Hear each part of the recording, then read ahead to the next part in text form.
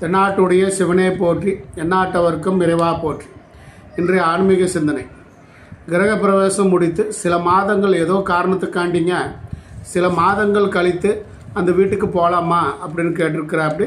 அப்படி போகும்போதுங்க பூஜை பண்ணணுங்களா, இல்லை அப்போ நம்ம பூஜை பண்ண இல்லைங்களா கிரக பிரவேசத்துக்கு, அந்த பூஜையே போதுமானதா அப்படின்னு கேட்டிருக்காரு. கிரக பிரவேசம் முடிந்து சில மாதங்கள் கழித்து வீட்டுக்கு குடி போகுமானால் தவறான நடைமுறையாகும். தற்காலத்தில் இது போன்ற நடைமுறைகள் அதிகரித்து வருவதும் வருந்தத்தக்கதே ஆகும். சொந்த வீட்டிற்கு குடி போவதை தான் கிரக பிரவேசம் அல்லது புதுமனை புகுவலா என்று அழைக்கிறாங்க. வைகாசி மாதத்தில் கிரக பிரவேசம் செய்துவிட்டு ஆணி ஆடி கழித்து ஆவணியில் குடி போக போகிறவங்க அந்த மாதிரி செய்கிறதெல்லாம் தப்புங்க. அந்த மாதிரி செய்யக்கூடாதுங்க. வீட்டில் துஷ்ட சக்தியினுடைய ஆதிக்கங்களுக்கு குடியேறிக்கொள்ளுங்க.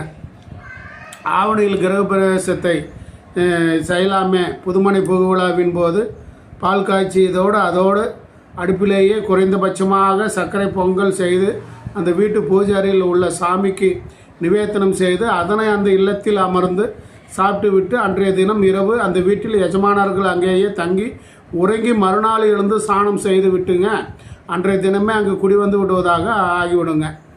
அதிகபட்சமாக அந்த மாதிரி பட்சத்திற்குள்ளாக, அதாவது அடுத்த 15 நாட்களுக்கு முழுமையாக அந்த இல்லத்தினுள் குடி வந்து விட வேண்டும்.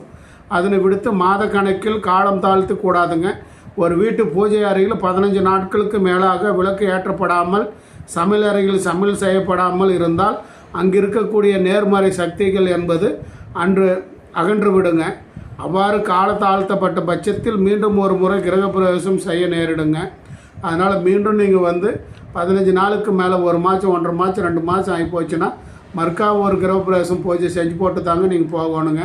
ஸோ அந்த மாதிரி போகிறது தவறுங்க. அதிகபட்சம் 15 நாளுக்கு உள்ளே இருக்கணுங்க. அந்த மாதிரி இருந்து செஞ்சு போட்டு போனீங்கன்னா பாதிப்பு இல்லைங்களாம்மா. அனைவருக்கும் அனைத்தும் கிடைக்கட்டும். நன்றி, வணக்கம்.